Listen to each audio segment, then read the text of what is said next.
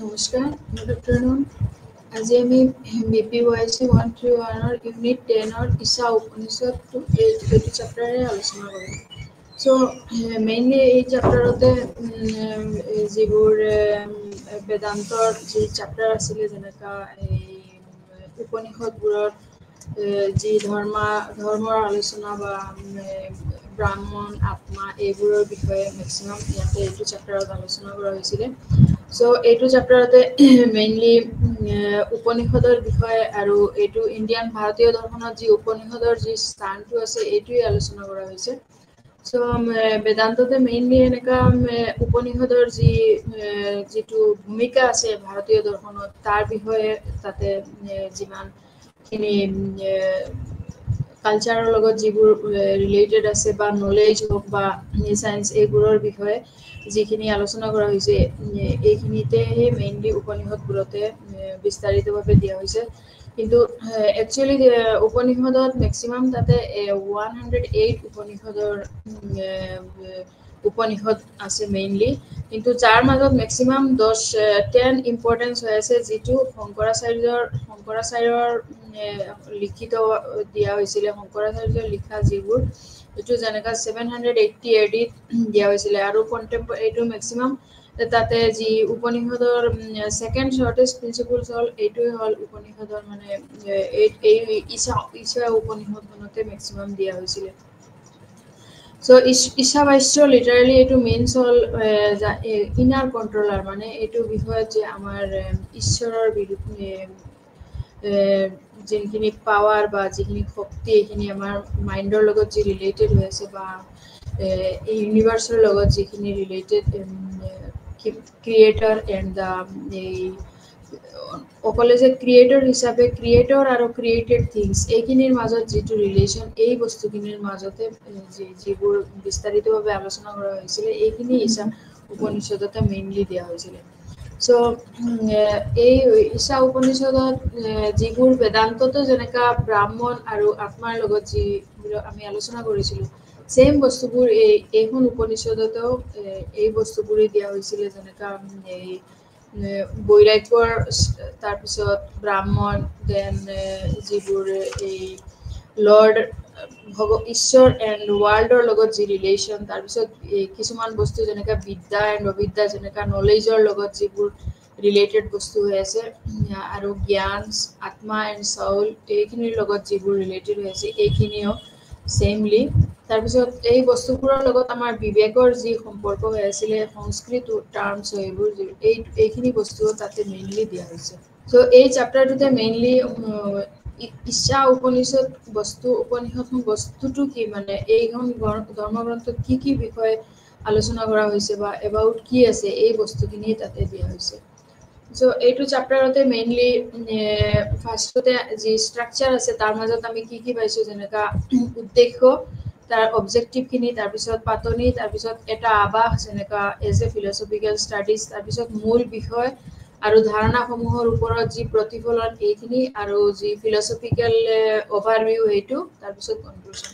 চ' এইখিনিৰ মাজত এইটো চেপ্টাৰৰ মাজত এইখিনি গোটেইখিনি আলোচনা কৰা হৈছে। চ' ফাৰ্ষ্টতে আমি অবজেক্টিভৰ মাজত যি তাৰ উদ্দেশ্যৰ মাজত কি পাম, যেনেকা উপনিষদ শব্দটোৰ অৰ্থ কি, দেন ভাৰতীয় দৰ্শনত ইয়াৰ স্থানটো কি হৈ আছে, আৰু ঈশাৱাস্য উপনিষদৰ তাৎপৰ্য আৰু পন্থা কি, তাৰপিছত সৃষ্টি আৰু সৃষ্টিৰ বিষয়বস্তু, যি বস্তুবিলাক সৃষ্টি কোনে কৰিছিলে আৰু এই সৃষ্টিৰ বিষয়বস্তুখিনি কি, বৈষম্যৰ শক্তি, মানে মেইনলি হ'ল বিবেক, যিবোৰ বিদ্যা, জ্ঞান আৰু অবিদ্যা, বিজ্ঞান, বৈৰাগ্যৰ মাজত কি আছে, যিখিনি ছেক্ৰিফাইচ বুলি আমি কওঁ জেনেৰেলি বৈৰাগ্য শব্দটো, যিসকলে সংসাৰৰ যিবিলাক মোহ এইবিলাক এৰি দিয়াৰ পিছত এটা ত্যাগ স্বীকৃতি, এই ত্যাগৰ পিছত তেওঁলোকে যিটো ছেক্ৰিফাইচ মানে ত্যাগ, সেইটোখিনি এই ত্যাগৰ লগত সংসাৰৰ মায়া মোহ গোটেইখিনি এৰি দি পিছত তেওঁলোকে কি কৰে, বৈৰাগ্যটো লৈ লয় এইখিনি বস্তু। তাৰপিছত কৰ্ম,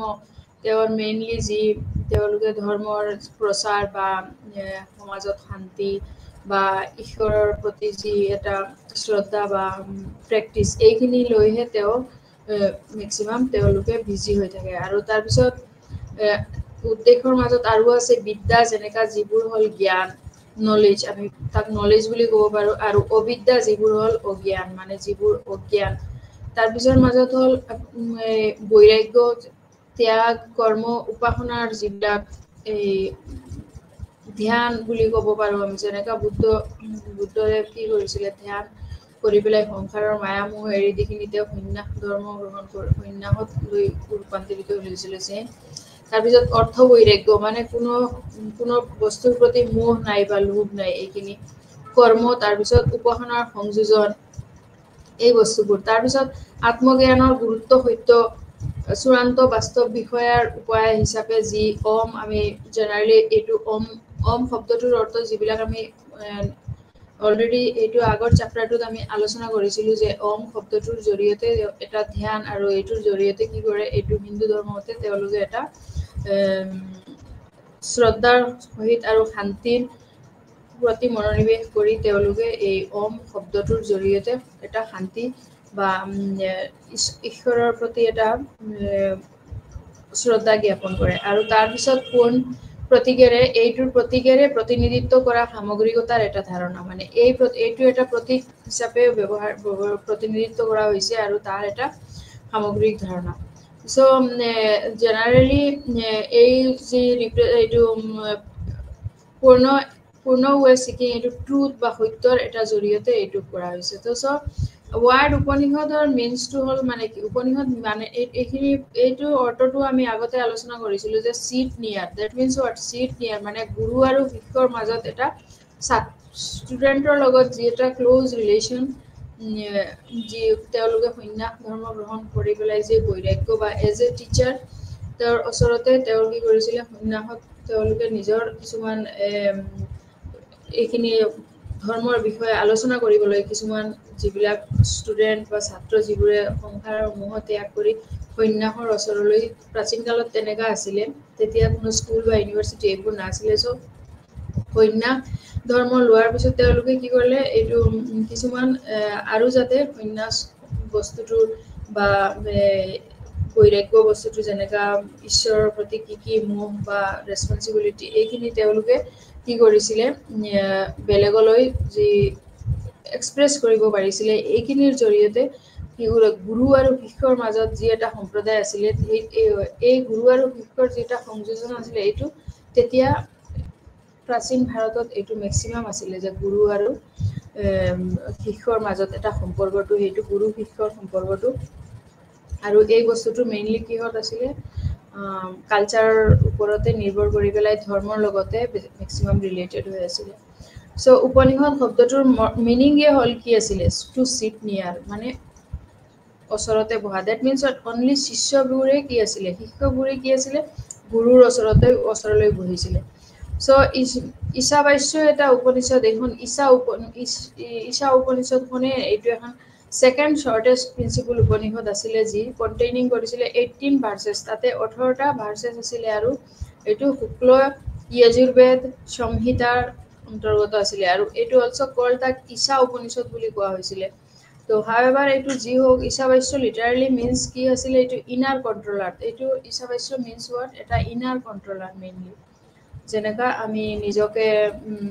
ছেক্ৰিফাইচ কৰি পেলাই নিজৰ মাইণ্ডটোক ঈশ্বৰৰ ওচৰতে প্ৰতিষ্ঠিত কৰিব পাৰোঁ আৰু সমাজত যাতে কোনো লোভ বা মোহৰ প্ৰতি মোহ নাথাকে বা আমি বৈৰাগ্য এইখিনি ত্যাগ কৰি নিজৰ উপাসনাৰ জৰিয়তে আমি অৰ্থ বৈৰাগ্য হওক বা উপাসনাৰ সংযোজন এইবোৰৰ জৰিয়তে আমি আমাৰ নিজৰ যি আত্মজ্ঞান আছে তাৰ এটা চূড়ান্ত উপায়ৰ জৰিয়তে আমি নিজকে প্ৰতীকেৰে প্ৰতিনিধিত্ব কৰি সামগ্ৰিকতাৰ এটা ধাৰণা এষ্টাব্লিছ কৰা এইখিনি আছিলে চ'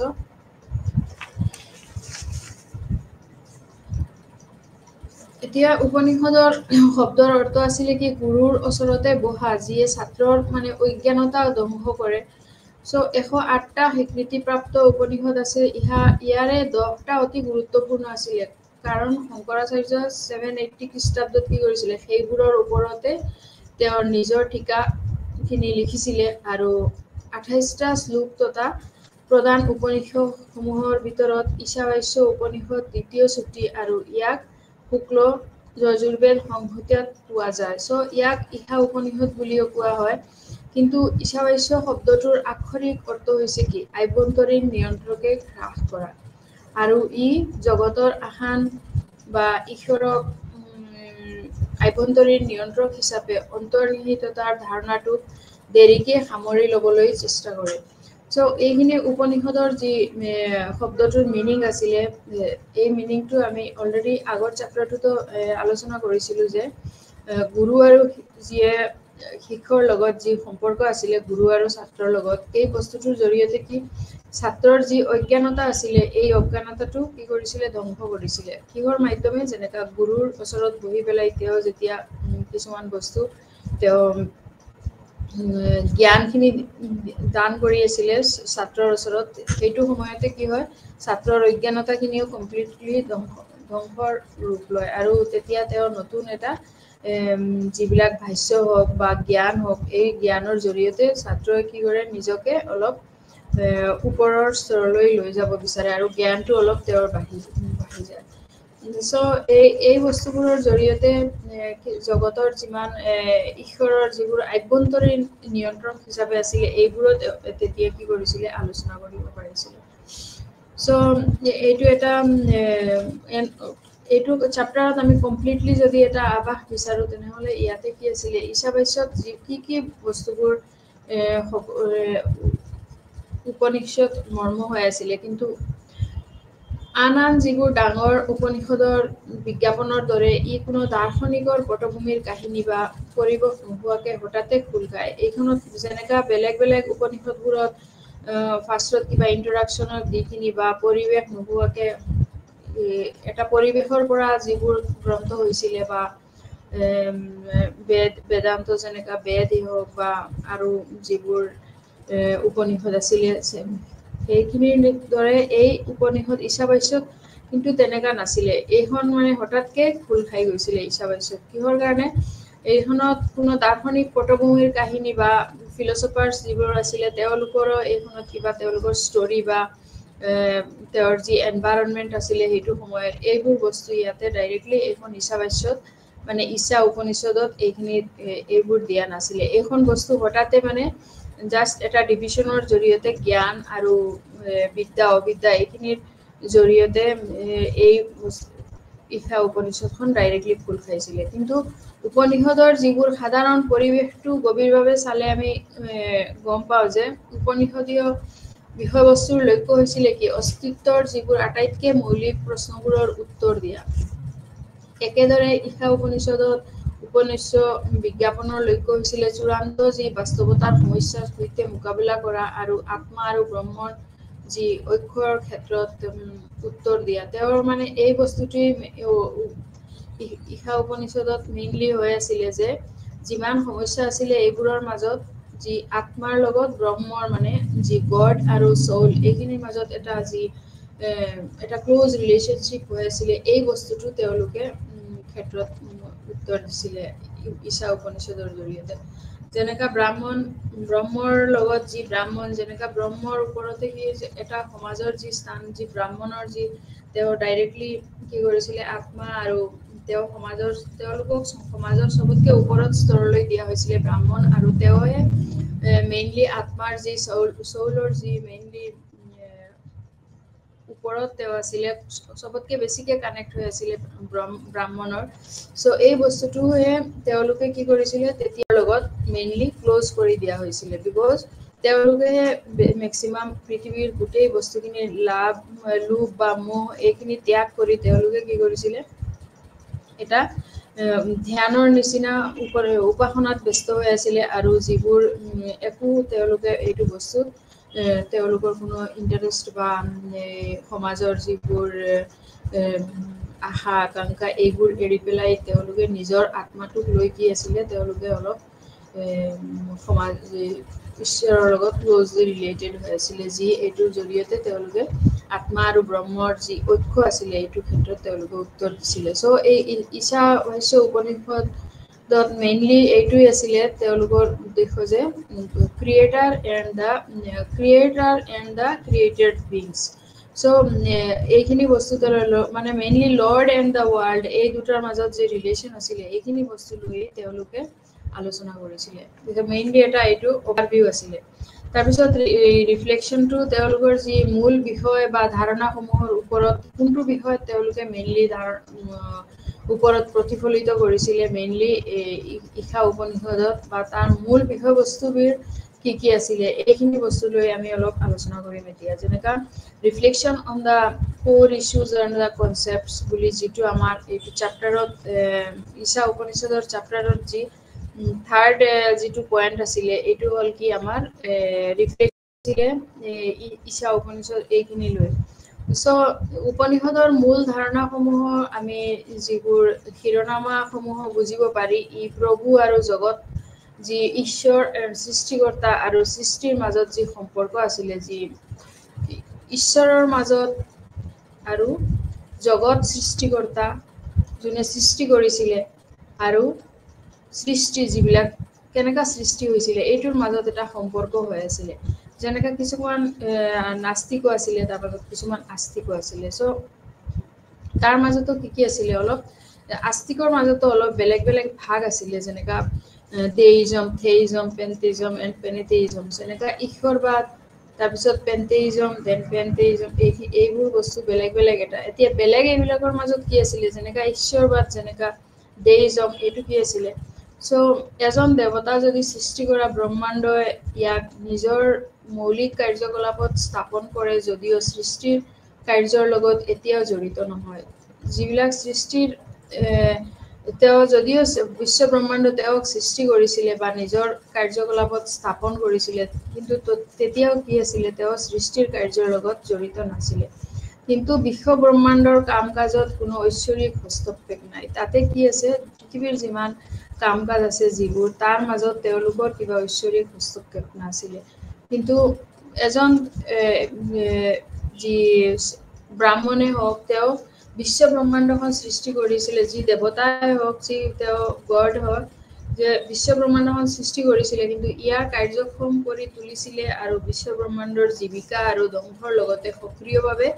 জড়িত আছিলে যোনে কি কৰিছিলে সৃষ্টি কৰিছিলে তেওঁ কাৰ্যক্ষম কৰিও তুলিছিলে দুটা পাৰ্ট আছিলে কিছুমানক তেওঁক জড়িত নহয় বাট কিছু এই একৰ্ডিং টু হিন্দুইজম এই উপনিষদখনৰে মেইন ঈশা উপনিষদত এইখিনি বস্তু দিয়া হৈছিলে যে এজন দেৱতা কি কৰিব পাৰিছিলে এইবোৰৰ লগত কমপ্লিটলি জড়িত নহয় আৰু এজন দেৱতা এইবোৰৰ লগত কমপ্লিটলি জড়িত আছিলে চ' পেন্থেইজমৰ মতে এজন দেৱতা কি আছিলে চূড়ান্ত নীতি হৈছে তেওঁ সমগ্ৰ বিশ্ব ব্ৰহ্মাণ্ডৰ অন্তৰ্নিহিত সত্তা তেওঁ মেইন কি আছিলে এই একৰ্ডিং টু ঈশা উপনিষদ তাতে কি আছিলে এইটো বস্তুত যি দেৱতাজন কি আছিলে চূড়ান্ত তেওঁৰ নীতি বেলেগ এজন হৈ আছিলে তেওঁ সম্পূৰ্ণ কি বিশ্ব ব্ৰহ্মাণ্ডৰ যি ইণ্টাৰনেল যিটো সত্তা আছিলে এইটোৰ তেওঁৰ পাৱাৰ আছিলে আৰু তাৰ আৰু এটা ভাগ আছিলে পেনেথেইজম যিটো হ'ল এজন দেৱতা হৈছে কি সমগ্ৰ মহাবিশ্বৰ অন্তৰ্নিহিত সত্তা আৰু সেই দেৱতাও অতি প্ৰমণীয় চ' এইটো বস্তুটো কি আছিলে ইনাৰ এছেন্স অফ এণ্টায়াৰ কসমছ আছিলে আৰু দেট ডেইটি ৱাজ চ' উপনিষদৰ যি ক্ৰিয়েশ্যন উপনিষদিক যি আইডিয়া আছিলে এইটোৰ যি ক্ৰিয়েশ্যন আছিলে এইটো বিয়ণ্ড এই চাৰিটা নচনৰ ভিতৰতে আছিলে ইনষ্টেড অফ ক্ৰিয়েশ্যন এইটোতে মেক্সিমাম কি আছিলে এপ্ৰপ্ৰিয়েটলি দ্য পৃথিৱীখন যি নন ডুৱেল প্ৰিন্সিপল আছিলে যেনেকা ঈশ্বৰ ব্ৰাহ্মণ আত্মা যিবোৰ নট অনলি ইমেনেণ্ট আছিলে বাট অলছ' এইবোৰ ট্ৰেন্সচেণ্ডেণ্টেল এণ্ড ইনডিছক্ৰাইবেবলো আছিলে চ' এইটো বিষয়বস্তুৰ মাজত কি আছিলে তাতে বিভিন্ন মতবাদ দিয়া হৈছিলে আৰু যিবোৰৰ জৰিয়তে তেওঁলোকে এইখিনিৰ যি কৰ্ম সংস্থা বা কৰ্মবিলাক আছিলে দেৱতাৰ এই বিশ্ব ব্ৰহ্মাণ্ডৰ যিবোৰ অন্তৰ্নিহিত সত্তা আছিলে এইবোৰৰ মাজতো কি আছিলে এটা ভাগ বতৰা হৈ গৈছিলে কামবিলাকৰ মাজত চ' বেদান্তৰ মতে কি আছিলে ব্ৰাহ্মণৰ 5টা সত্তা আছিলে তেতিয়া আমি পাইছিলোঁ ব্ৰাহ্মণৰ 5টা সত্তা আছিলে এইবোৰ কি আছিলে সৎ যিবোৰ এক্সিষ্টেঞ্চ আৰু চিত মানে কি কনচিয়াছনেছ চিত মানে কি মন যিবোৰ আনন্দ এণ্ড নামা মানে নেম ৰূপ মানে ফৰ্ম চ' এই বস্তুবোৰ কি আছিলে যিবোৰ ব্ৰাহ্মণৰ 5টা এছপেক্ট আছিলে আৰু যি প্ৰথম তিনিটা কি হৈ আছিলে যিবোৰৰ ফাৰ্ষ্টৰ তিনিটা আছিলে যোনখিনি সৎ মানে এক্সিষ্টেন্স চিত এণ্ড আনন্দ এই বস্তুবোৰ কমপ্লিটলি কি হৈ আছিলে ৰিপ্ৰেজেণ্ট কৰিছিলে দ্য ৰিয়েল এছপেক্ট এইটো মানে ব্ৰাহ্মণৰ ৰিয়েল এছপেক্ট আৰু লাষ্টৰ দুটা আছিলে বিকামিং দ্য চেঞ্জিং এছপেক্ট এটা হ'ল ৰিয়েল এছপেক্ট আৰু এটা হ'ল চেঞ্জিং এছপেক্ট মানে ব্ৰাহ্মণৰ এটা হ'ল ৰিয়েল এছপেক্ট আৰু এটা হ'ল চেঞ্জিং এছপেক্ট এইটো আছিলে কি আমাৰ ফাৰ্ষ্ট পাৰ্টটো আছিলে বিদ্যা এণ্ড এই ঈশা উপনিষদৰ ফাৰ্ষ্ট উপনিষদ আছিলে ভাৰ্ছ 1 to 8 আছিলে এতিয়া আমি বি2 চাওঁ বিদ্যা এণ্ড অবিদ্যা তাৰমানে কি মেটাফিজিকেল নলেজ এণ্ড নেচেন্স এইটো বিদ্যা এণ্ড অবিদ্যা দ্যাট মিন্স বিদ্যা এণ্ড অবিদ্যা মিন্স হোৱাট বিদ্যা জেনেৰেলি হ'ল আধ্যাত্মিক জ্ঞান আৰু অজ্ঞান অবিদ্যা মানে নট জ্ঞান যিবোৰ জ্ঞান নাই আৰু জেনাৰেলি আমি বিদ্যা and knowledge not knowledge means what illiterate অবিদ্যা জেনাৰেল মিনিং হয় সো ইয়াতে আমি ঈশা উপনিষদত এই দুটাৰ বিদ্যা এণ্ড অবিদ্যাৰ মিনিংটো আমি আধ্যাত্মিক জ্ঞান আৰু জ্ঞান বুলি ক'ব পাৰোঁ তো যিবোৰৰ আধ্যাত্মিক জ্ঞান নাই সিহঁতকে কি বুলি ক'ম আমি নাই সিহঁতকে অবিদ্যা বুলি কওঁ আৰু যিসকলৰ আধ্যাত্মিক জ্ঞান আছে সিহঁতক আমি কি বুলি ক'ম বিদ্যা বুলি ক'ম সো বিদ্যা আৰু অবিদ্যাৰ এইটো এটা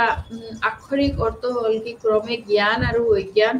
যি অবিদ্যা বা অজ্ঞান মানে হ'ল আত্ম উপলব্ধি বা আত্মা আৰু জগতৰ বিষয়ে ভুল অন্তৰ্নিহিত বুজাবুজি নথকা সো এই অজ্ঞানৰ দুটা দিশ আছে এটা হ'ল লুকুৱাই ৰখা অবৰ্ণ আৰু এটা হ'ল কি প্ৰক্ষেপণ মিন্স হোৱাট বিক্স বা ইপা সো আৱৰণীয়া যিবোৰ আৱৰণীয়া হিচাপে অবিদ্যাই আমাৰ প্ৰকৃত স্বৰূপক বিশুদ্ধ আত্মা হিচাপে লুকুৱাই ৰাখে যি আমাৰ অবিদ্যাটো জেনাৰেলি আমাৰ বিশুদ্ধ যোনটো আত্মা হয় এইটোৰ পিছতে লুকাই থাকে আৰু আনহাতে কি হ'ল বিক্ষেপ হিচাপে অবিদ্যাই বহুতো ছদ্ম কি কৰে যিবোৰ ছদ্ম চিনাক্তকৰণ যেন আমি ডাইৰেক্টলি চিনি পাব নোৱাৰোঁ বাট চিনাক্তকৰণ কৰিব নোৱাৰোঁ বাট ইনডাইৰেক্টলি আমি এইটো তাক ছদ্ম এটা মানে লুকুৱাই থকা বস্তুটোক আমি এটা চিনাক্ত কৰিব পাৰোঁ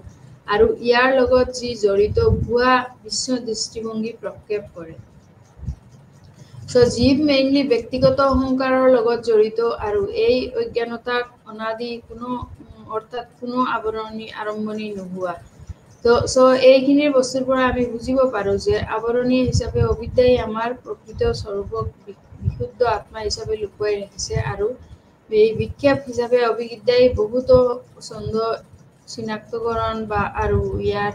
লগত জড়িত বা ভুৱা দৃষ্টিভংগী ৰূপে প্ৰক্ষেপ কৰে সো জীৱ যেতিয়া ব্যক্তিগত অহংকাৰৰ লগত জড়িত হয় এই অজ্ঞানতাও তাৰ কোনো অৰ্থ আৰম্ভণি নোহোৱাকৈ সো এইটোৰ মাজত বিদ্যা এণ্ড অবিদ্যা যি উপনিষদৰ যি এটাচমেণ্টেজ ইমেন্স ইম্পৰ্টেঞ্চ হয় বা নলেজৰ যিটো চেল্ফ মানে চেল্ফ মিন্স হোৱাট আত্মা যিটো হয় বিদ্যা সো যিমান এভৰি আমাৰ যি আদাৰ নলেজবোৰ আছে এইবোৰ কি হয় এৰাইজেছ এণ্ড পেৰিছেছ কিছুমান বস্তু এৰাইজ হৈ পেলাই আকৌ পেৰিছ হয় যেনেকা ইনষ্ট্ৰুমেণ্টেল ভেলু হিচাপে বা নিজৰ যিটো চেল্ফ নলেজ হয় এইটো এটা ইন্ট্ৰিনচিক ভেলিউ হয় আৰু যিটোৰ জৰিয়তে যি হিউমেন ছেটিংছ হয় যেনেকা বেদান্তত যিবোৰ আমি পাইছিলোঁ তেতিয়া মুমুক্ষাত মীমাংসা নহয় যিটো মুমুক্ষাত আমি পাইছিলোঁ এই বস্তুটোৰ যেনেকা জৰিয়তে এটা ইন্ট্ৰিনচিক ভেলু আমি এইটো তাৰ ওলাই ল'ব পাৰোঁ চ' এইখিনিলৈকে উপনিষদৰ যি ইম্পৰ্টেঞ্চ হয় এইখিনিত যথেষ্ট চেল্ফৰ মানে বিদ্যাৰ যিবোৰ আত্মবিদ্যা হয় এইটোৰ লগত ক্ল'জলি ৰিলেটেড হৈ আছে চ' চেল্ফ নলেজত আমি কি ক'ব পাৰোঁ চেল্ফ নলেজক আকৌ আমি মুমুক্ষা বুলিও ক'ব পাৰোঁ বেদান্তক চেল্ফ নলেজক মুমুক্ষা বুলি কোৱা হৈছিলে যি চেল্ফ নলেজ হয় এইটো চ' এইটো এটা যিবোৰে কমিট ছাপ'জ কিছুমান বস্তুত যেনেকা বেদান্তত মুমুক্ষা মিন্স মানে those people who what Upanishad calls আত্মা হাত জানা যিবোৰ তাক আত্মা বুলি কোৱা হৈছিলে মেইনলি চ' বিদ্যাত আৰু অবিদ্যাত এই মেইনলি ডিপেণ্ডেণ্ট অন আধ্যাত্মিক জ্ঞান আৰু জ্ঞানৰ ওপৰতে যিবোৰ ক্ল'জলি আমাৰ যিটো পাৰ্ট ব্ৰাহ্মণ বা তেওঁৰ নিজৰ ব্ৰাহ্মণে যিটো পাৰ্টত আত্মাক লৈ যিবোৰ ডিসকাস বা ক্লোজলি এটা ৰিলেশন বিশুদ্ধ তেওঁ ব্ৰাহ্মণে মেইনলি আত্মাক কি কৰিছে বিশুদ্ধ আত্মা হিচাপে লুকুৱাই ৰাখিছে সো এই বস্তুটোৰ কোনো অবিদ্যা পাৰ্টত হয়তো এইটো বস্তু ছদ্ম চিনাক্তকৰণ হৈ আছে কিন্তু বিদ্যা পাৰ্টত এইটো কি হয় এটা পবিত্ৰ হৈ আছে সো ইয়াৰ লগত অবিদ্যাৰ পাৰ্টত এটা বেলেগ হয় প্লাস বিদ্যাৰ পাৰ্টত এটা বেলেগ হয় তাৰপিছত আমি বিবেক নেক্সট পইণ্টটো হ'ল আমাৰ বিবেক এণ্ড বৈৰাগ্য মানে কি হ'ল প্ৰজ্ঞা এণ্ড ত্যাগ বুলি আমি ক'ব পাৰোঁ বিবেক এণ্ড বৈৰাগ্য that means what wisdom and renunciation wisdom means what বিবেক এণ্ড মানে নলেজ বিবেক এণ্ড ৰিনাউন্সিয়েশ্যন মিনছ হোৱাট ত্যাগ চ' এইখিনি এই দুটাৰ মাজত যি অন্তৰ্নিহিত যি বুজাবুজি বা বাস্তৱ আৰু অবাস্তৱৰ মাজত যি বৈষম্য পাৰ্থক্যটো আছে এইটোকে কি হয় তাক বিবেক বুলি কোৱা হয় যি আমি বিবেকৰ জৰিয়তে বাস্তৱৰ যিটো ৰূপ এইটো আমি অন্তৰ্নিহিত আমাৰ যিবিলাক আত্মাৰ যিটোৰ পৰা আমি যি জ্ঞান বা যি আমাৰ বিবেকৰ পৰা যিটো বুদ্ধি আহে এই বস্তুটোৰ জৰিয়তে আমি যি বুজাবুজি এটা জ্ঞান ল'ব পাৰোঁ বা বাস্তৱৰ লগত এটা মিল হোৱা এইটো ল'ব পাৰোঁ এই বস্তুখিনিৰ মাজত কি হয় বৈষম্য ৰাখাটো হয় চ' বৈৰাগ্য মিনছ হোৱাট ত্যাগ মানে সন্ন্যাস লোৱাৰ নিচিনা হয় এই বুজাবুজিৰ যি উপজাত হয় এইটো প্ৰথম পদৰ বা দ্বিতীয় শাৰীটোত বৈৰাগ্যৰ এই ধাৰণাটো মানে ইংগিত দিয়ে চ' বিবেক এণ্ড বৈৰাগ্যৰ সাধন হ'ল কি চতুষ্টয়ৰ ভেটি গঠন কৰে দুটাৰ মাজতে কি হয় এটা চতুষ্টয়ৰ ভেটি গঠন কৰে চতুষ্টয়ৰ ভেটি মিনছ হোৱাট তাতে কিবা সাধনাৰ চতুষ্টয় বুলি ক'ব পাৰোঁ এইটো হ'ল কি উপনিষদ নট সাজেষ্টিং ফ'ৰ্চ ৰিনাউন্সিয়েশ্যন এটা হ'ল চ' এইটো মেয়াৰলি প্ৰডাক্ট হ'ল এইটো নিজৰ এটা বিবেকৰ ওপৰতে এইটো আণ্ডাৰষ্টেণ্ডিঙৰ ৰূপ হয় আৰু what we think as real যিটো আমি কোনটোক আমি ৰিয়েল এণ্ড আনৰিয়েল বুলি আমাৰ বিবেকে এইটো ওলাই ল'ব so' there is no' point of holding to the transient entities এইটোৰ মাজত কি হয় কোনো তাতে এই আত্মাৰ মাজত বা যি আমি অলৰেডি এইখিনি বিদ্যাৰ আৰু অবিদ্যাৰ মাজত যি বৈষম্য মানে পাৰ্থক্য যিটো আছে এইটো আমি আমাৰ আত্মাৰ জৰিয়তে মিলাই ল'ব পাৰোঁ চাপ'জ বিদ্যা যি বস্তুটো হয় এইটোত আমি যি উইজডম বা জ্ঞান লওঁ এই বস্তুটো মেইনলি কি হয় আমাৰ আত্মাৰ লগতহে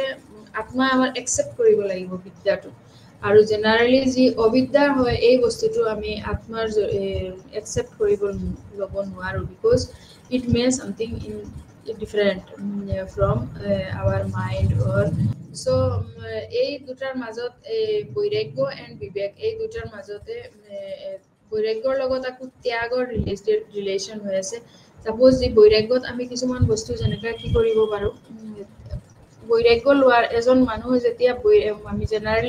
জেনাৰেল লেংগুৱেজত যদি আমি ক'বলৈ যাওঁ এজন মানুহে বৈৰাগ্য ল'লে এই সংসাৰত এজন মানুহে বৈৰাগ্যৰ স্থান ল'লে ডেট মিনছ হোৱাট তেওঁ বহুত বস্তু সমাজৰ এইখিনি ত্যাগ কৰিলে সমাজৰ যি সুখ ভোগ এই বস্তুবোৰ তেওঁ বাদ দি দিলে আৰু তেওঁ এইখিনি ভোগ কৰা নাই ভোগ নকৰাকৈ তেওঁ কি কৰিলে ডাইৰেক্টলি এটা বৈৰাগ্য লৈ ল'লে আৰু এই বস্তুটোৰ জৰিয়তে তেওঁ কি কৰিলে সাধন বা নিজৰ যি উপাসনা এইখিনি লৈ তেওঁ ব্যস্ত হৈ আছে আৰু এই উপাসনাটো কিহৰ হয় পৰ ঈশ্বৰ ভগৱানৰ বা গড তেওঁৰ মাজত এটা ক্ল'জ উপাসনাৰ জৰিয়তে আমি আমাৰ আত্মা বা আমাৰ যি চৌল হয় এইটোৰ লগত আমি ঈশ্বৰৰ লগত এটা ক্ল'জ ৰিলেশ্যনশ্বিপ বনাই লওঁ আৰু এই ৰিলেশ্যনশ্বিপৰ যেতিয়া এই আত্মাৰ লগত ঈশ্বৰৰ যেতিয়া এটা ক্ল'জ ৰিলেশ্যন হৈ যায় তেতিয়াহে কি হয় আমাৰ মেইন যিবোৰ সংসাৰৰ প্ৰতি যিবোৰ মোহ বা লোভ বা মায়া এইখিনি বস্তু অট'মেটিকেলি কমি যায় চ' এই ক্ৰিয়েটৰৰ ওচৰত আমি গৈখিনি কি হয় ডাইৰেক্টলি ক্ৰিয়েটৰৰ যিবোৰ বস্তু যেনেকুৱা আমাৰ মনটোৱে মোহ কৰি লয় যেনেকুৱা সমাজৰ যিবোৰ কিছুমান এফেক্ট হয় আমাৰ মাইণ্ডত কিবা নিজৰ মোহ বা এইবোৰ বস্তু যেতিয়া আমাৰ বেছি হয় তেতিয়া আমি এইবোৰ বস্তু যেতিয়া আমি নেপাওঁ তেতিয়া আমাৰ এইবোৰ বস্তু পাবৰ কাৰণে যি এটা মনৰ মাজত এটা আত্মাৰ মাজত যি কষ্ট হয় বা যি পেইন হয় এই বস্তুটো আমি তেতিয়া ফিল নকৰোঁ যেতিয়া আমি বৈৰাগ্যত গুচি যাওঁ দ্যাট মিন্স হোৱাট এই পাৰ্টখিনি আমি কমপ্লিটলি ত্যাগ কৰি দিলোঁ এই বস্তুটো আমাৰ নাই সো এই ত্যাগ বস্তুটো হ'ল এই বৈৰাগ্যৰ লগতে ক্লোজলি ৰিলেটেড হৈছে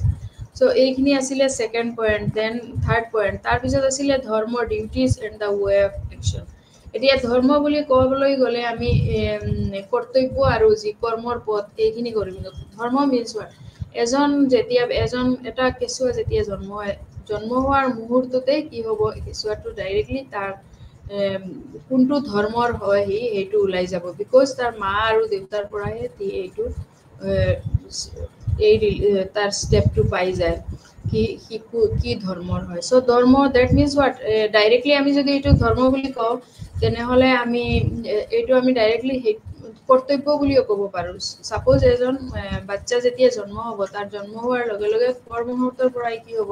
তেওঁৰ মা দেউতাৰ যিটো পৰম্পৰা হৈ আছে বা চলি আছে এই বস্তুটোৰে তেওঁ পৰিচয় বহন কৰিব আৰু এইখিনিৰ জৰিয়তে সো অট'মেটিকেলি আমি ধৰ্ম যদি ক'বলৈ যাওঁ তেনেহ'লে ধৰ্মৰ লগত আমি কৰ্তব্য বুলিও ক'ব পাৰোঁ আৰু কৰ্মৰ পথ সো ধৰ্ম মিন্স হোৱাট কৰ্তব্য আৰু কৰ্মৰ পথ মানে কোনটো কৰ্মৰ পথ হ'ব এইখিনি তেতিয়াই ধৰ্মৰ লগতে ওলাই যাব সো উপনিষদত মানে এই বস্তুটোও দিয়া হৈছে যে উপনিষদত পলায়নবাদ বা কৰ্ম সন্ন্যাসৰ শিক্ষা দিয়া হোৱা নাই যে কৰ্মবোৰ সম্পূৰ্ণৰূপে নাকচ কৰিব লাগে বা প্ৰতিষ্ঠিত নিয়মক উলংঘা কৰিব লাগে সো ভাগৱত গীয়ে কৈছে যে কৰ্ম নকৰাকে এছেকেণ্ডৰ বাবেও জীয়াই থাকিব নোৱাৰো আৰু ইয়াৰ ৰহস্য ব্যতিক্ৰমীভাৱে গভীৰ আৰু যেতিয়া কোনোবাই কৰ্ম কৰিবলৈ বাধ্য হয় তেতিয়া তেওঁ সঠিক কৰ্ম বাছি ল'ব লাগিব সো কৰ্মবোৰৰ কেৱল ইচ্ছাৰ ওপৰত ভিত্তি কৰি নহয় যুক্তি আৰু অন্তৰ্দৃষ্টি যি অনুসৰি সেইটোও হ'ব লাগিব সো আমি ইচ্ছাৰ জৰিয়তে যে আমি ওপৰত ভিত্তি কৰি কৰিম সেইটোও নহ'ব অকলে আমি ডাইৰেক্টলি কোনোবাই যদি আমি কৰ্ম কৰিবলৈ বাধ্য হওঁ সেইটো কৰ্মৰ এটা সঠিক যি ৰাস্তা আছে সেইটো আমি বাছি ল'ব লাগিব সো উপনিষদত এইখিনি কিছুমান বস্তু যি পলায়নবাদ বুলি আছিলে যিবোৰে সন্ন্যাসৰ শিক্ষা দিয়া হোৱা নাই বা তেতিয়া সন্ন্যাসৰ বস্তুটোৱেই বেছি আছিলে যিবোৰ বৈৰাগ্য যিটো আছিলে সেই বৈৰাগ্যৰ সময়তে সেইখিনি প্ৰাচীন যেতিয়া ভাৰতত এইটোৱে বেছিকে দিয়া হৈছিলে আৰু যিবোৰ কৰ্মবোৰ সম্পূৰ্ণৰূপে সিহঁতে নাকচ কৰিব লাগিছিলে এই বস্তুটোৰ ওপৰতে তেওঁ প্ৰতিষ্ঠিত যে নিয়মবোৰ যিবোৰক আছিলে সেইবোৰো উলংঘা যেনেকা কিছুমান নিয়ম এইবোৰো উলংঘা কৰিব লাগে আৰু যেতিয়া ভাগৱত গীতাত এইখিনি কোৱা হৈছিলে যে কৰ্ম নকৰাকে আমি গীতা যদি ফলো কৰিব তেনেহ'লে তাতে কি আছে কৰ্মৰ যেনেকা কৰ্ম তেনেকা ফল বুলি এটা লাইন পাইছিলো আমি এইটো দ্যাট মিন্স হোৱাট যে কামটো যেনেকা হ'ব চেম ৰিজাল্টটো তেনেকা হ'ব দ্যাট মিন্স হোৱাট কৰ্ম নকৰাকে এক ছেকেণ্ডৰ বাবেও কোনোবা জীয়াই থাকিব নোৱাৰে যদি কৰ্ম কৰিয়ে থাকি যায় তেনেহ'লে তেতিয়া কি হ'ব তেওঁ এই ৰহস্যটো তেওঁ ব্যতিক্ৰমীভাৱে গভীৰভাৱে এইটো তেওঁ চিন্তা কৰিব লাগিব যে কৰ্ম নোহোৱাকে কেনেকা জীয়াই থাকিব ইচ এণ্ড এভৰি ছেকেণ্ড আমি কিবা কৰ্ম যদিও আমি ব্ৰেইনত কিবা চিন্তা কৰিব যাওঁ বা কিবা এটা ভাবি থাকিব যাওঁ গোটেইখিনি কি হয় কিবা এটা কৰ্মৰ কাৰণে আমি ভাবি থাকোঁ সো মানুহে এক ছেকেণ্ডো কেতিয়াও কৰ্ম অবিহনে জীয়াই থাকিব নোৱাৰে আৰু যেতিয়া কোনোবাই কৰ্ম কৰিবলৈ বাধ্য হয় যেতিয়া তেওঁ চিন্তা কৰি যেতিয়া ফাইনেল কৰি লয় তেতিয়াহে তেওঁ কি কৰিব পাৰে কৰ্মটো কৰিবলৈ বাধ্য হৈ যায় আৰু সেই যেতিয়া বাধ্য হ'ব তেতিয়াহে কি কৰিব তেওঁ সঠিক কৰ্মটো বাছি ল'ব পাৰিব তেওঁ যেতিয়া এটা চিন্তাৰ জৰিয়তে এটা কৰ্ম কৰিবলৈ আগবাঢ়ি আহিব বা নিজকে ফ'ৰ্চ কৰি ল'ব যে কৰিব লাগিব এইটো তেতিয়াহে তেওঁ কি হ'ব সঠিক কৰ্মটো বাছি ল'ব আৰু কৰ্মবোৰ কেৱল যে ইচ্ছাৰ ওপৰতে ভিত্তি কৰি হ'ব যে ইচ্ছাৰ জৰিয়তে তেওঁ এইটো কৰ্ম কৰিব বা তেনেকা একো নাই কৰ্মৰ জৰিয়তে যে অকলে কৰ্মবোৰে যে কেৱল ইচ্ছাৰ ওপৰত ভিত্তি কৰি হ'ব সেইটো নহয় এইটো যুক্তিও নহয় বা অন্তৰ্দৃষ্টি অনুসৰিও হ'ব লাগিব তেওঁৰ অন্তৰ্দৃষ্টি দ্যাট মিন্স তেওঁৰ আত্মা যে এইটো আত্মাৰো এটা ছাপোৰ্ট থাকিব লাগিব যে আত্মাৰ পৰা এটা ছাপোৰ্ট পাব লাগিব যে নাই মই এইটো কৰিম বা এইটো এটা কৰ্ম হ'ব সো এই ছাপোজ ধৰ্মৰ পথটোত যেতিয়া আমি বাধ্য হৈ গুচি যাওঁ ধৰ্মৰ পথত অনুসৰণ কৰি এই বস্তুটো কি হয় এইটো আমাৰ অন্তৰ্দৃষ্টি অনুসৰণ কৰিব লাগিব ছাপোজ এজন ব্যক্তি তেওঁৰ যিটো ধৰ্ম শিক্ষা সেইটোহে তেওঁ বাধ্য হৈ কৰি গুচি যায় দ্যাট মিন্স হোৱাট তেওঁৰ যিটো অন্তৰ্দৃষ্টি হয় তেওঁৰ সোল যে আত্মা যেটো হয় এই আত্মাৰো তেওঁ কি কৰি আছে এইটো সাপোৰ্ট পাই আছে দ্যাট মিন্স what এই আত্মাৰ সাপোৰ্টটো পাইহে কি কৰিব তেওঁ এইটো এই কৰ্মটো কৰি গৈ আছে বা ধৰ্মটো ফলো কৰি আছে সো দ্যাট মিন্স what উপনিষদত ইশা উপনিষদত ধৰ্মৰ বিসংগা কৰিব লাগে এইটো বস্তুৰ ওপৰতে শিক্ষা দিয়া হোৱা নাই যে এইটো অকলে কৰ্ম নকৰাকেও কি কৰিব কোনোবা জীয়াই থাকিব নোৱাৰে আৰু ইয়াৰ ৰহস্য ব্যতিক্ৰমীভাৱে গভীৰ হ'ব আৰু যেতিয়া কোনোবাই কৰ্ম কৰিবলৈ বাধ্য হ'ব তেতিয়াহে তেওঁ সঠিক কৰ্ম বাছি ল'ব আৰু কৰ্মবোৰ কেৱল ইচ্ছাৰ ওপৰতে ভিত্তি কৰি নহয় যুক্তি আৰু অন্তৰ্দৃষ্টি অনুসৰি তেওঁ কৰিব লাগিব সো ধৰ্ম আৰু কৰ্তব্যই হ'ল কি আৰু মেইন কৰ্মৰ পথ এইখিনি এই বস্তুটোৰ ওপৰত ধৰ্ম বা duties and the way of action এই পইণ্টটোত এইখিনি ডিছকাছ কৰা হৈছিলে তাতে আকৌ কিছুমান টু টাইপস অফ ধৰ্ম তেওঁলোকে আলোচনা কৰিছিলে যেনেকা এটা হ'ল সাধাৰণ ধৰ্ম মানে জেনাৰেল ডিউটিজ আৰু এটা হ'ল বিশেষ ধৰ্ম মানে স্পেচিয়েল ডিউটিজ সো ইয়াতেও কি আছিলে দুটা ভাগ কৰি লৈছিলে সো জেনাৰেল ডিউটিজৰ মাজত কি আছিলে যিবোৰ simple universal moral codes of conduct যেনেকা non stealing non violence truthfulness non possessiveness বা self control inner and outer purity এইবোৰ বস্তু আছিলে কি জেনাৰেল ডিউটিজ সাধাৰণ ধৰ্মৰ মাজত এইখিনি কমপ্লিট কৰিছিলে আৰু বিশেষ ধৰ্মৰ মাজত আছিলে যেনেকা বিশেষ ধৰ্ম যেনেকা বৰ্ণ ধৰ্ম যেনেকা ব্ৰাহ্মণ ক্ষত্ৰিয় বৈশ্য শূদ্ৰ এইবোৰৰ মাজত বা আশ্ৰম ধৰ্ম মানে 4 ষ্টেজেছ যেনেকা বনস্পত গৃহস্থ এণ্ড সন্ন্যাস ব্ৰহ্মস্থ গাৰ্হস্থ সন্ন্যাস এইবোৰ আছিলে এইখিনি আছিলে কি আছিলে স্পেচিয়েল ডিউটিজ আছিলে সো সাধাৰণ ধৰ্ম এইখিনি আছিলে যে কোনোবাই চুৰি কৰিব নোৱাৰে সত্য কথা ক'ব লাগিব অহিংসাত যাব নোৱাৰে নন ভায়োলেন্স এইবোৰ নিজকে কন্ট্ৰোল কৰিব লাগে খং কৰিব নালাগে এইবোৰ বা পিউৰিটি যিবোৰ পিওৰ হৈ থাকিব লাগে এইখিনি আছিলে গোটেই সাধাৰণ ধৰ্মৰ অন্তৰ্ভুক্ত আৰু বিশেষ ধৰ্মৰ অন্তৰ্গত কি আছিলে এইগুলা গাৰ্হস্থ ব্ৰহ্মবস্ত্ৰ ইন্দ্ৰপ্ৰস্থ সন্ন্যাস এইবোৰ যেনেকা এটা সেপাৰেট সিহঁতক ব্ৰাহ্মণৰ বা ক্ষত্ৰিয় এইবোৰ সেপাৰেট ধাৰ্মিকভাৱে তেওঁলোকক সেপাৰেট কৰা হৈছিলে এইখিনি এটা সো এই ধৰ্মৰ ডিউটিজৰ মাজত তেনেকা ভাগবিলাক দুটা ভাগত ভাগ কৰা হৈছিলে মেইনলি তাৰপিছত আমি নেক্সটত যাম কি উপাসনা দ্যাট মিন্স হোৱাট ভক্তি পথ কিহৰ জৰিয়তে আমি ভক্তি এতিয়া আমি ঈশ্বৰ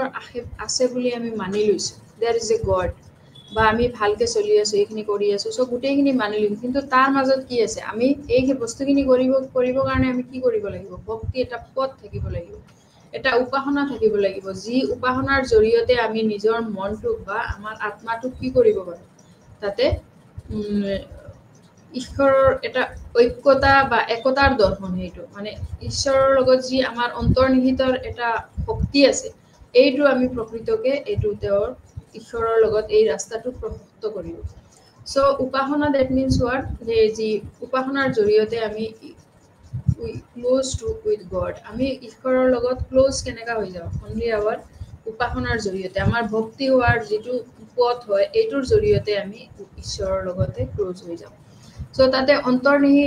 অন্তৰ্নিহিততা তাৰপিছত পৰিত্যাগ আৰু কৰ্মৰ সংযম খুফালে যিবোৰ বুজাবুজিৰ লগতে উপনিষদে ভক্তিৰ ৰহস্য উপাসনাও প্ৰকাশ কৰিছে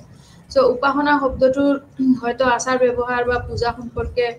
বহুতো অৰ্থ আছিলে কিন্তু উপাসনাৰ মূল হৈছে সকলোতে উপাসনাৰ হয়তো বেলেগ উপাসনা শব্দটো হয়তো আচাৰ ব্যৱহাৰ বেলেগ হ'ব পাৰে বা তাতে গম পোৱা গৈছে যে পূজা সম্পৰ্কে তাতে উপাসনাত শব্দটো বহুত অৰ্থ আছিলে কিন্তু আমি যদি এইটো উপাসনাৰ শব্দটোৰ মূল ভালকে এইটো ব্যাখ্যা কৰিব যাওঁ দ্যাট মিন্স হোৱাট ঈশ্বৰৰ ঐক্য বা একতাৰ দৰ্শন মানে উপাসনাৰ জৰিয়তে আমি তেতিয়া সব একেলগতে বহিব পাৰো in front of god so আমি ঈশ্বৰৰ আগতে যদি একতাৰ এটা ৰূপ আছিলে যি আমি সকলোৱে সেম হওঁ আৰু আমি ঈশ্বৰৰ আগতে একে হৈ বহি আছো তাতে কোনো বেলেগ নাই দেয়াৰ ইজ ওৱান গড আৰু গডৰ আগত কি আছে সকলোৱে সমান সো এই উপাসনাৰ মূল হৈছে এইটো যে সকলোতে উপাসনাৰ বিভিন্ন শব্দটো এইটো পূজা বা তেনেকা আমি ল'ব পাৰো ঈশা উপনিষদত কিন্তু মেইনলি যদি আমি উপাসনাৰ অৰ্থটো বুজিব যাওঁ তেনেহ'লে ইয়াতেও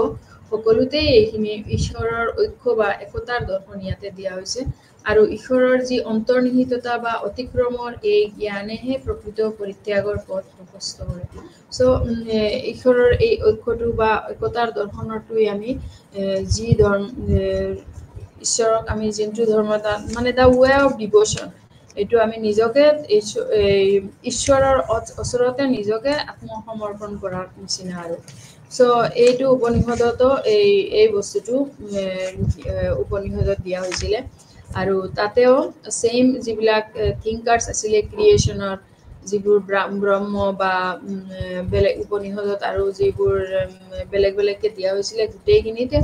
ছেইম তেনেকুৱা এইটো জ্ঞানহে প্ৰকৃততে প্ৰশস্ত কৰিছিলে চ' এইটো ৰিয়েলাইজেশ্যনটো যে আমি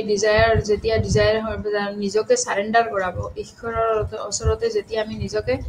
যেতিয়া কোনোবা ব্যক্তি বা যিকোনো যি ভুগি আছে বা কিবা এটা সমাজৰ এটা প্ৰব্লেম পাই আছে বা যদি তেওঁ নিজকে ঈশ্বৰৰ ওচৰতে নিজকে যেতিয়া আত্মসমৰ্পণ কৰি লয় তেতিয়া ডেট মিনছ হোৱাট গোটেই বস্তুবোৰ তেওঁ ঈশ্বৰৰ ওচৰতে গডৰ ওচৰত নিজক হেণ্ড অভাৰ কৰি দিয়ে আৰু তেতিয়াহে তেওঁ নিজে অলপ লাইটো ফিল কৰিব পাৰে ডেট মিনছ হোৱাট যে ঈশ্বৰক আমি মানিব পাৰোঁ আৰু যে এই অন্তৰ্নিহিততা এটা বস্তু আছে যে এটা আত্মাৰ পৰা ক্ল'জনেছ আছে এই বস্তুটোৰ জৰিয়তে আমি এই গোটেইখিনি হেণ্ড অভাৰ কৰিব পাৰোঁ চ' ইণ্ডিয়ান ফিলচফিত মেইনলি উপাসনাৰ এই যি ভক্তিৰ এই বস্তুটোৰ লগত মেইনলি ইণ্ডিয়ান ফিলচফিয়ে মেক্সিমাম এইটো ধৰ্মৰ লগতে ৰিলেটেড হৈ আছে উপাসনাটো চ' উপাসনাত ইয়াতে যে অকলে যে পূজা সম্পৰ্কে বা অৰ্থ আছিলে সেইটোৱেই নহয় এইটোৰ লগতে উপাসনাৰ মূলো হৈছিলে যে সকলোতে কি কৰা ঈশ্বৰৰ ঐক্য বা একতাৰ এটা দৰ্শন কৰা চ' ঈশ্বৰৰ অন্তৰ্নিহিততা বা অতিক্ৰমৰ এই জ্ঞানে প্ৰকৃত পৰিত্যাগৰ পথটো প্ৰশস্ত কৰে চ' এই গোটেইখিনি যদি আমি ঈশা বাস্য বা ঈশা উপনিষদৰখিনি আলোচনা কৰিব যাওঁ ডেট মিনছ হোৱাট তাতে আমি এটা ফিলচফিকেল ভিউ যদি বিচাৰি থাকোঁ যে what is the philosophical view in this Upanishad তেনেহ'লে আমি তাতে বেদান্তৰ যিবোৰ ব্যাখ্যা আছে এইটো সম্পৰ্কেও আমি ওলাই ল'ব পাৰিম এটা পাৰ্ট যেনেকা যি ইণ্ডিয়ান ফিলচফি ভাৰতীয় দৰ্শনত মেইনলি কি হ'ল আমাৰ তাতে কিছুমান বস্তু যেনেকা পঞ্চকোশ হৰিত্ৰাতয় এইবোৰ বস্তু যেনেকা ঈশাৱাস্য উপনিষদত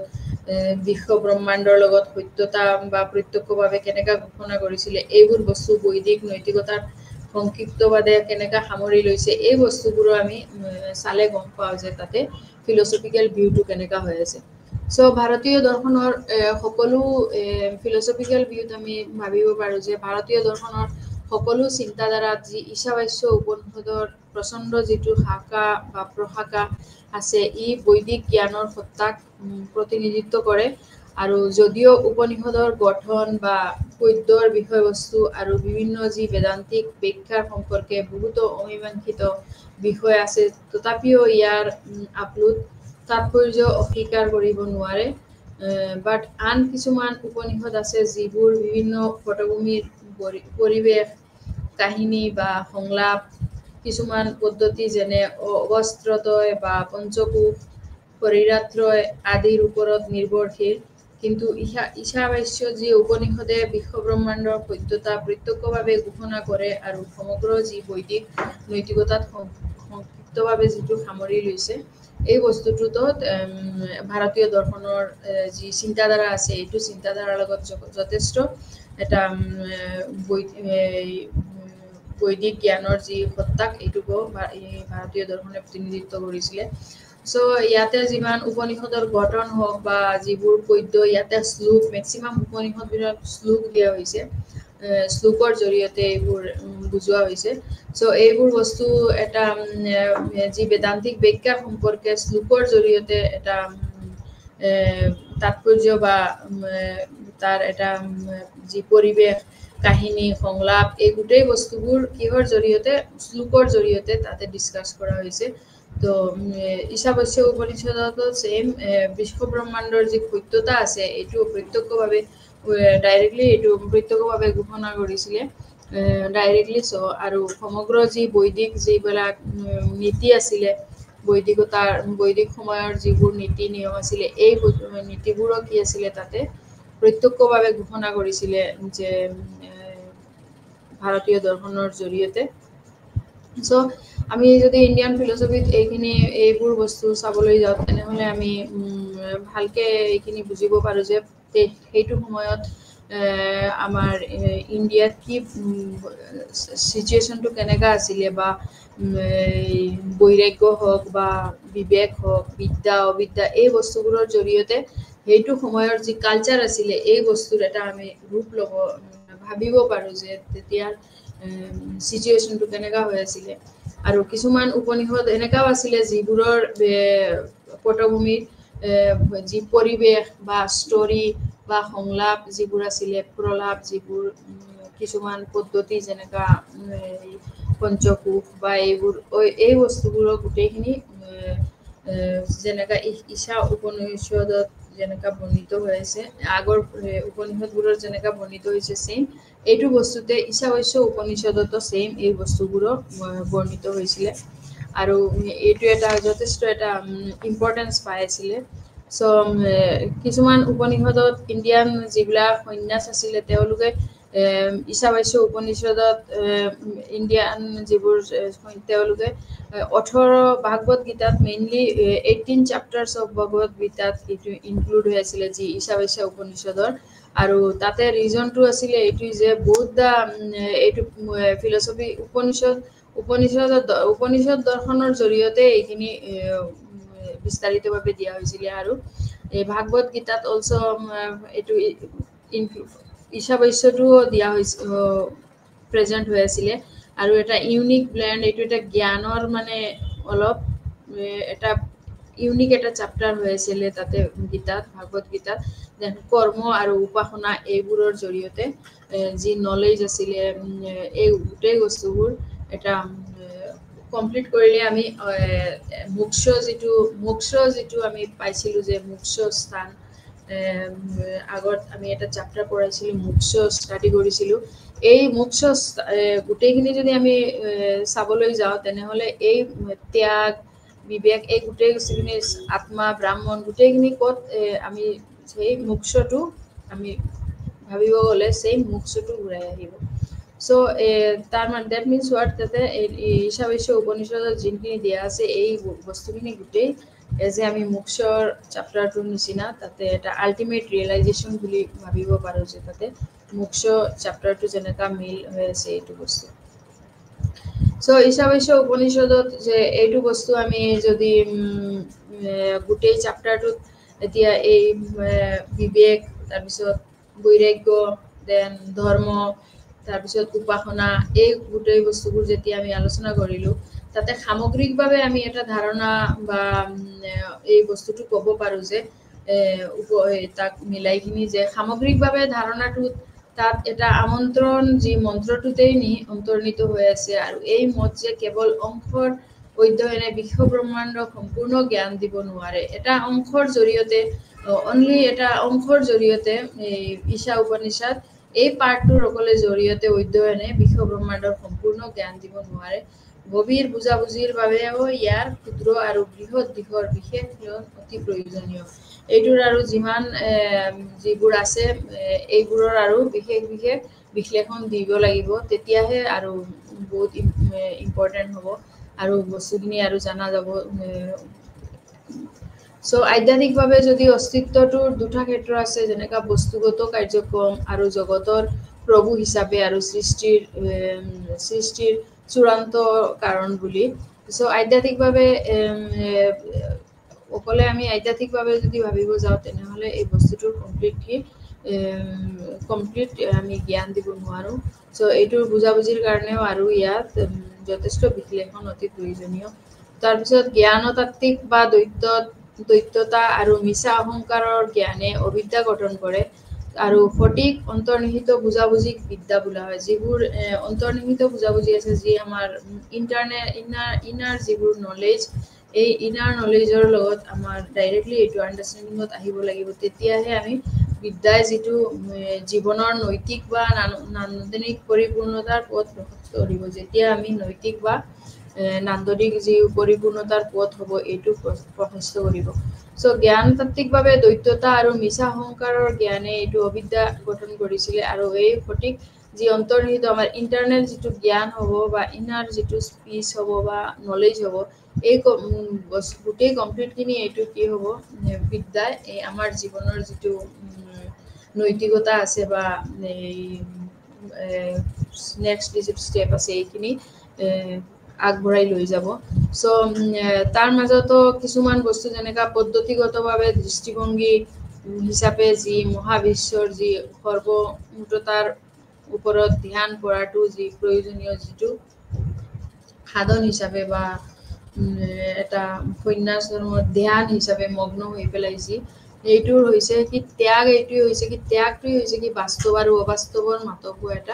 মাজত হোৱা এটা বৈষম্য মেইনলি হ'ল কি ত্যাগটোৱে যি ত্যাগৰ জৰিয়তেহে এটা কমপ্লিট যে দৃষ্টিভংগী হ'ব এইটো এটা বিশ্বৰ সৰ্বমুঠতাৰ ওপৰতে এইটো এটা পৰিকল্পিতভাৱে আগবঢ়াই লৈ যাব চ' আত্মা বা আত্মাৰ উপলব্ধিয়ে সত্য সৌন্দৰ্য আৰু মংগল হিচাপে সৰ্বোচ্চ মূল ধাৰণ কৰে বাকী সকলোবোৰ লগত দুখ কষ্ট জড়িত হৈ থাকে কেৱল আত্মা বা আশ্বৰহে চিৰন্তন শান্তি দিবলৈ সক্ষম হয় সেইটো নহয় যে আত্মাৰ জৰিয়তেহে কি কৰিব সত্য সৌন্দৰ্য আৰু মংগল হিচাপে সৰ্বোচ্চ মূল্য ধাৰণ কৰিব বাকী সকলোবোৰৰ লগত যি দুখ কষ্ট জড়িত হৈ থাকে কেৱল সেইটোহে চিৰন্তন শান্তি দিবলৈ সক্ষম হয় তাৰপিছত শেষৰ আখৰ আৰু আত্মা বা সমগ্ৰ বিশ্ব ব্ৰহ্মাণ্ড অতিক্ৰমণীয় অৱস্থা মূলতঃ অসত্য আৰু অনিৰ্বাচনীয় চ' ই মৌখিক ব্যাখ্যা নহয় বা প্ৰত্যক্ষ উপলব্ধিৰ বিষয় হৈ পৰে চ' এজনে চূড়ান্ত প্ৰভুৰ ওপৰত আত্মসমৰ্পণ কৰিব লাগিব আৰু আত্ম উপলব্ধিৰ বাবে আশীৰ্বাদ বিচাৰি লাগিব যেতিয়া কি হয় আমাৰ যি আত্মা হয় এইটোক আমি কি কৰিব লাগিব যেতিয়া আমাৰ কণ্ট্ৰলৰ বাহিৰত হৈ যাব তেতিয়াহে আমি কি কৰিব লাগিব ব্যাখ্যা নহয় প্ৰত্যক্ষ উপলব্ধিৰ বিষয় হৈ পৰে আৰু এজনে এইটো কি কৰিব চূড়ান্ত প্ৰভুৰ ওচৰত নিজকে আত্মসমৰ্পণ কৰিব লাগিব আৰু তেতিয়া সেই আত্মসমৰ্পণৰ জৰিয়তেহে তেওঁ এইটো কি কৰিব সমাজৰ যি শান্তি বা নিজৰ যি আত্মাৰ যি শান্তি এই বস্তুটো ওলাই আহিব তো ইয়াতে কিছুমান বস্তু যেনেকা পঞ্চকলা বুলি আমি এটা শব্দ পঞ্চকোশা বুলি এটা শব্দ পাইছিলোঁ ডেট মিনছ এতিয়া আমি এইটো শব্দটো ডিছকাছ কৰোঁ যে পঞ্চকোশা শব্দটো কি আছিলে এইটো হ'ল কি 5 শেডছ আমি হিউমেন পাৰ্চনেলিটিৰ 5 শেডছ আছিলে এইটো এটা 5 ষ্টেপছ আছিলে যিবোৰ এইটো হ'ল কি আনামায়া এণ্ড প্ৰাণমায়া তাৰপিছত মনোমায়া এণ্ড বিজ্ঞানমায়া এণ্ড আনন্দমায়া যিবোৰ এটা কি হয় মায়াৰ যি মোহ হয় এইটোৰ এটা ষ্টেপছ হয় আনন্দমায়া হ'ব তাৰপিছত মনৰ যিটো এটা প্ৰাণমায়া বুলি হ'ব মোহ হয় এইটো চ' এইবোৰ বস্তু কি হয় প্ৰিন্সিপল উপনিষদৰ যি আমি আগতে মুখ্য উপনিষদখন চেপ্টাৰ পঢ়িছিলোঁ সেইটোতে যেনেকা বেদান্ত ফিলচফিৰ আণ্ডাৰত আছিলে ছেইম তেনেকুৱা এই ঈশা উপনিষদতো ঈশা উপনিষদ লৈ কিনি ইয়াতে কি আছিলে সিহঁতৰ মাজত এটা এটা পাৰ্ট হয় ঈশা উপনিষদ এই যে 8টাৰ মাজত কৰিছিলোঁ যি মুণ্ডুক্য উপনিষদ মুণ্ডাকা উপনিষদ এই বস্তুবোৰ তেনেকা ছেইম এইবোৰে কি হৈছিলে 10 ইম্পৰ্টেণ্ট উপনিষদ তাৰ মাজত এইটো ঈশা উপনিষদ হ'ল এটা উপনিষদ তো তাতে কি হ'ল ভাৰ্চুজ আছিলে পুৰুষাৰ্থৰ এইবোৰ ইয়াতে ভাৰ্চুজ আছে আৰু তাতে 4 ড্ৰামাজ বা ডিউটিজ আছিলে যিবোৰ অৰ্থ তাৰপিছত ৱেল্থ কৰ্ম এণ্ড মোক্ষ এইবোৰ বস্তু লিবাৰেশ্যন যিবোৰ আমি পুৰুষাৰ্থৰ আগৰ চেপ্টাৰটোত আলোচনা কৰিছিলোঁ পুৰুষাৰ্থৰ মাজত আৰু বেদান্তত যিবোৰ আছিলে এইবোৰ হ'ল কি presents the teaching based on প্ৰস্তশ্ৰায় আৰু 3 গ্ৰেট চ'ৰ্চেছ যেনেকা উপনিষদ ভাগৱত গীতা এণ্ড ব্ৰহ্মসূত্ৰ এই বস্তু এই তিনিটা বেদান্তৰ মাজত বেদান্তৰ ৰিপ্ৰেজেণ্ট কৰিছিলে এই বস্তুবোৰ আৰু এটা চিম্বল যেনেকা মাইষ্টিকেল তাতে আমি এটা পাৰ্ট পাইছিলোঁ যি শব্দটোৰ আমি মিনিংখিনি আমি লাষ্ট ক্লাছত আলোচনা কৰিছিলোঁ যে what is the meaning of the word Om. যি ওম শব্দটো এটা কি হ'ল, এটা চিম্বল অফ হোলনেছ অফ আত্মা, এটা হ'ল আত্মাৰ এটা হোলনেছৰ এটা শব্দ, আৰু এইটো হ'ল মিষ্টিকেল চিম্বল অফ হোলনেছ অফ আত্মা and also' the supreme of objects of meditation and of the symbol of পূৰ্ণ। চ' এই ওম শব্দটোৰ অৰ্থও ইয়াতে হয়। আৰু আত্মাটো হ'ল আমি জেনেৰেলি কি চৌল, এইটোৰ বিষয়ে ক'ব পাৰোঁ, যি নিৰ্গুণ ব্ৰাহ্মণৰ পাৰ্ট হয়। নিৰ্গুণ ব্ৰাহ্মণ বুলি এটা পাৰ্ট হয়, নিৰ্গুণ ব্ৰাহ্মণৰ এটা পাৰ্ট হয় যি আত্মাৰ লগত ৰিলেটেড হৈ আছিলে। চ' যদি আমি এইটো চেপ্টাৰ আলোচনা কৰিব যে কমপ্লিটলি কৰিব যাওঁ, তেনেহ'লে ইয়াতে আমি যিবোৰ উপনিষদৰ যিবোৰ ভাষণ বা সংস্কৃতৰ টাৰ্মছ যিবোৰ আছে, এইবোৰ আমি যিবোৰ আলোচনা কৰিলোঁ, এইবোৰৰ মাজত গ'লে আমি মেইন এইটো বস্তুৱেই পাওঁ যে তাতে কি হ'ব, মেইন বস্তুটো হ'ল আত্মা বা আত্মাৰ উপলব্ধি কি হ'ব, সত্য, সুন্দৰ আৰু মংগল হিচাপে সৰ্বোচ্চ মূল্য ধাৰণ কৰিব। আৰু যি বাকী যিবোৰ আছে, এইবোৰৰ যি প্ৰব্লেমবোৰ আছে, এইবোৰৰ লগত কি হ'ব, দুঃখ কষ্ট এইবোৰৰ লগত জড়িত হৈ থাকিব। আৰু কেৱল যে আত্মা বা আশ্বৰহে চিৰন্তন শান্তি দিবলৈ সক্ষম হয়, সেইটো নহয়। শেষত এইটো আত্মাৰ পদ্ধতিগতভাৱে যে দৃষ্টিভংগী সাধন হিচাপে মহাবিশ্বৰ এইটো এটা সৰ্বমুঠতাৰ ওপৰত ধ্যান কৰাটো প্ৰয়োজনীয় হয়। আৰু এই অকলে যে ধ্যান কৰাটো প্ৰয়োজনীয় এইটো নহয়, ধ্যানটোৰ লগতে কি হ'ব, ত্যাগ হৈছে, ত্যাগটোও কৰি যি বৈৰাগ্য আমি লৈ আলোচনা কৰিলোঁ, এই বৈৰাগ্যৰ মাজত যি ত্যাগ হৈছে, ত্যাগটো হৈছে কি বাস্তৱ আৰু অবাস্তৱৰ মাজত হোৱা এটা বৈষম্যৰ উপ উৎপাদন। চ' ত্যাগৰ জৰিয়তেহে এই আমাৰ যি দুখ আৰু কষ্ট হয়, এইখিনিৰ পৰা আমি ৰিলিফ ল'ব পাৰোঁ, আৰু কেৱল আত্মা বা আশ্বৰহে চিৰন্তন শান্তি দিবলৈ সক্ষম হ'ব। চ' ইয়াতে আধ্যাত্মিকভাৱে যি অস্তিত্বৰ দুটা ক্ষেত্ৰ আছিলে, এইটো হ'ল বস্তুগত কাৰ্যক্ৰম আৰু জগতৰ যি প্ৰভু আৰু সৃষ্টিৰ চূড়ান্ত যি কাৰণ, এইখিনি আধ্যাত্মিকভাৱে এই অস্তিত্বৰ লগত জড়িত হৈ আছে। আৰু জ্ঞান তাত্ত্বিকভাৱে দ্বৈততা বা মিছা অহংকাৰৰ জ্ঞানে অবিদ্যা, যিটো আমি নলেজ কেতিয়া জিৰ' হৈ যাব, যেতিয়া মিছা অহংকাৰৰ জ্ঞানে ভিতৰৰ যি আমাৰ আত্মাটোৰ লগত এটা অবিদ্যাৰ লগত এটা ক্ল'জলি ৰিলেশ্যন কৰি লওঁ, যাৰ আমাৰ আত্মাটোৱে যেতিয়া অবিদ্যা একো নজনাকে যেতিয়া আমি এটা মিছা অহংকাৰৰ জৰিয়তে কিবা এটা বিদ্যা বুলি বুজাবুজিক লৈ লওঁ, তেতিয়াহে এই বিদ্যাই জীৱনৰ নৈতিক আৰু যি ৰাস্তাটো, সেইটোহে বেয়া দিশৰ পৰা লৈ যায়। আৰু যদি আমি এই বিদ্যাটোৱেই জীৱনৰ নৈতিক আৰু নান্দনিক পৰিপূৰ্ণতাৰ সহিত লৈ লওঁ, তেতিয়াহে এইটোৱে আমাৰ পথটো কি কৰিব, প্ৰশস্ত কৰিব। চ' কমপ্লিটলি এইখিনি এইটো মতত আমি একেলগতে হ'ব পাৰোঁ যে কেৱল অংশৰ অধ্যয়ন বা এই বিশ্ব ব্ৰহ্মাণ্ডৰ সম্পূৰ্ণ যি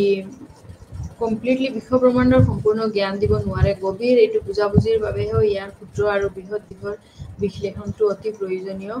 যি গভীৰভাৱে আমি আলোচনা কৰাৰ পিছতহে এইটো নিজৰ যি আত্মা হয়, তাক আমি বিদ্যাটো দিব পাৰোঁ। আৰু পদ্ধতিগতভাৱে যি দৃষ্টিভংগীৰ সাধন হিচাপে বিশ্বৰ যি সৰ্বমুঠতাৰ যি ওপৰত ধ্যান কৰাটো, এইটো প্ৰয়োজনীয় হয়। আৰু এই ধ্যানৰ লগতে কিছুমান বস্তু ত্যাগ কৰিব লগা হয়, আৰু এই ত্যাগ হৈছে কি বাস্তৱ আৰু অৱস্থাবোৰ মাজত হোৱা এটা বৈষম্যৰ উৎপাদন। চ' আত্মাৰ যি উপলব্ধিয়ে সত্য, সৌন্দৰ্য আৰু মংগল হিচাপে সৰ্বোচ্চ মূল্য ধাৰণ কৰে, এই বস্তুটোৱে বাকী সকলোবোৰৰ লগত যি দুখ আৰু কষ্ট জড়িত হৈ থাকে, এই বস্তুবোৰৰ পৰা মুক্তি দিয়ে। আৰু কেৱল আত্মা বা আশ্বৰহে চিৰন্তন শান্তি দিবলৈ সক্ষম হয়। অকলে নিজৰ আত্মাটোৱে কি হয়, কিছুমান বস্তুক আমি যেতিয়া ত্যাগ দিওঁ, তেতিয়াহে আমাৰ আত্মা বা আশ্বৰহে এইটো চিৰন্তন শান্তি দিবলৈ সক্ষম হয়। চ' শেষত এই আশ্বৰ বা আত্মা বা সমগ্ৰ বিশ্ব ব্ৰহ্মাণ্ডৰ অতিক্ৰমণীয় অৱস্থা, এইটো মূলতঃ অসত্য আৰু অনিৰ্বাচনীয় হয়। ই মৌখিক ব্যাখ্যা নহয় আৰু উপলব্ধিৰ নহয়। এজনে চূড়ান্ত প্ৰভুৰ ওপৰত আত্মসমৰ্পণ কৰিব লাগে আৰু আত্ম উপলব্ধিৰ বাবে আশীৰ্বাদ বিচাৰিব লাগে। চ' এইখিনি কৈখিনি আমি এইটো চেপ্টাৰ শেষ কৰিলোঁ। ধন্যবাদ।